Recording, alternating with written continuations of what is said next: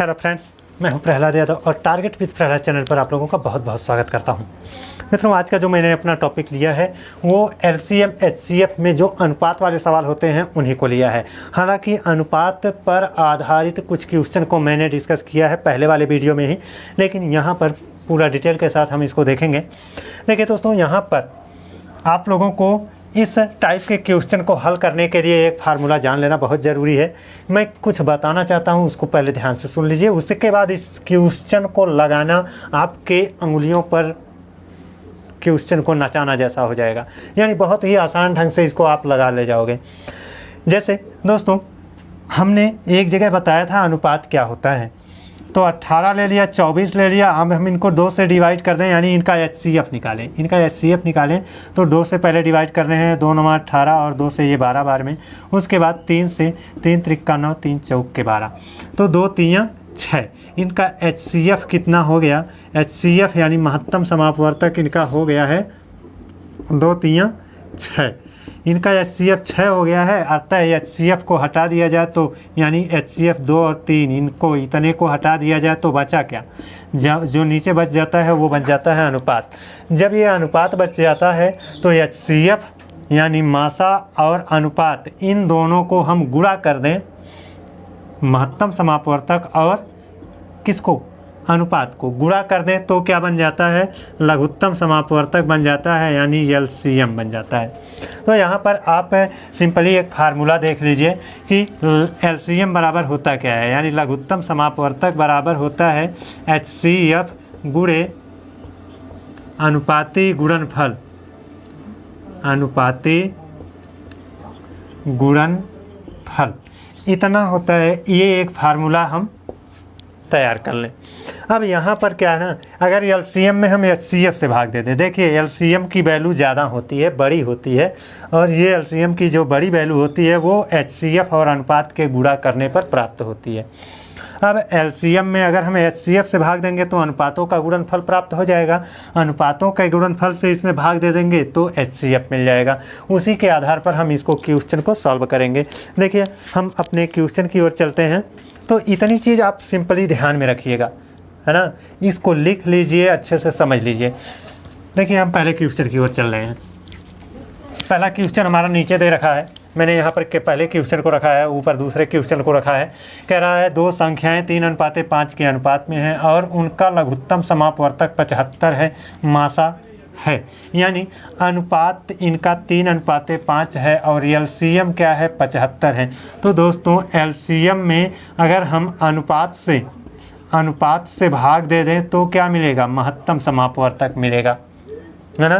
तो एलसीएम क्या है? एलसीएम 75 है, यानी 75 से हमने 3 5 15, 15 से भाग दे दिया, 15 5 75, 5 उत्तर आया हमारा, क्या हो जाएगा? डी ऑप्शन सही हो जाएगा।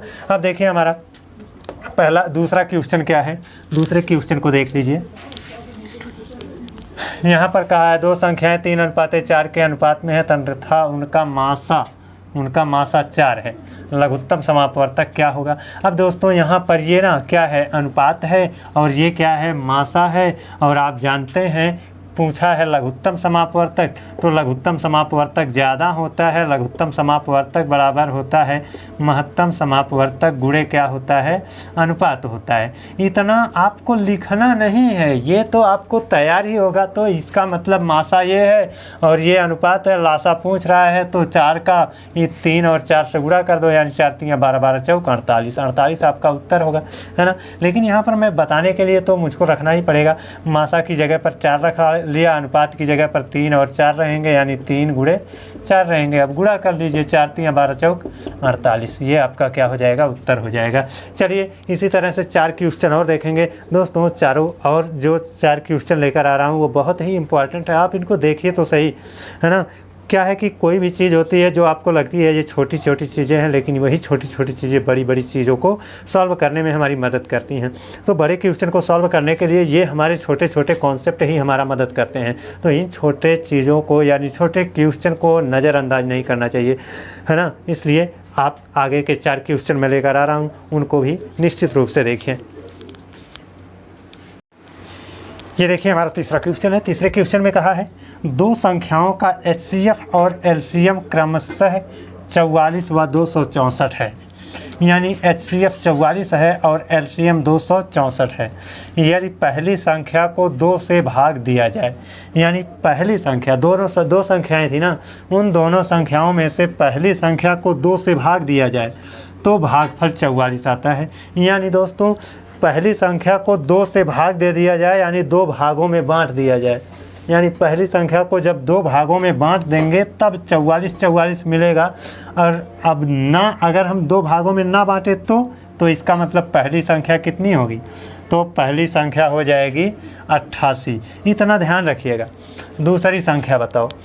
अब दोस्तों यहाँ पर क्या है, HCF LCM का गुणनफल पहली संख्या और दूसरी संख्या के गुणनफल के बराबर होता है। तो HCF LCM का गुणनफल यानी 44 गुणे 264 बराबर पहली संख्या आपकी 88 मिल जाएगी, क्योंकि 2 से भाग देने पर 44 था तो 2 से भाग ना दिया जाए, यानी 2 से भाग देने पर 44 था, यानी 2 भागों में बांटने पर 44 आ रहा था, अगर ना बांटे तो 88 रहेगा। तो पहली संख्या हो गई 88 गुणे दूसरी संख्या। अब ये 44 एकन्नम 44 दूना 88, 2 से इसको डिवाइड कर दीजिए, 2 एकन्नम 2, 2 3 6, 2 दूना 4, 132 आपका ऑप्शन सी है जो कि मैच कर रहा है। तो इस तरह से ये हमारा तीसरा क्वेश्चन रहा। और देखिए अब हम चौथे क्वेश्चन को देख लेते हैं। चौथा क्वेश्चन ये दे रखा है, कहा है 2 संख्याओं का अनुपात 3:4 है और उनका लघुत्तम समापवर्तक 180 है। दूसरी संख्या क्या है। अब दोस्तों यहाँ पर मैं आप लोगों को एक चीज़ और अवगत करा दूँ। अभी जो मैंने लिया था, अनुपात लिया था, ऐसे लिया था ना, 18 लिया था, 24 लिया था, और क्या किया, 6 से डिवाइड कर दिया, 6 त्रिक 18, 6 चौके 24, यानी 6 ने इसको भी डिवाइड किया, काट दिया, इसको भी काट दिया, तो 6 क्या बन गया, HCF बन गया, 6 HCF बन गया। अब इस HCF सहित मिटा देते हैं, तो ये जो नीचे 3 और 4 बचा है ये क्या होता है, अनुपात होता है। अब ये दोस्तों अनुपात होता है, अनुपातों का हम गुणा HCF जो है इस HCF से कर देते हैं, तो इन अनुपातों का गुणा HCF से कर देते हैं तो हमको क्या मिल जाता है, LCM मिल जाता है। एक चीज़ तो मेरी ये क्लियर थी। दूसरी चीज़ ये है कि HCF की जो वैल्यू है ना, यानी 6 जो वैल्यू मिली थी, इस HCF से हम अनुपात में गुणा कर दें तो अनुपात जो होता है उसमें एक छोटा होता है एक बड़ा होता है।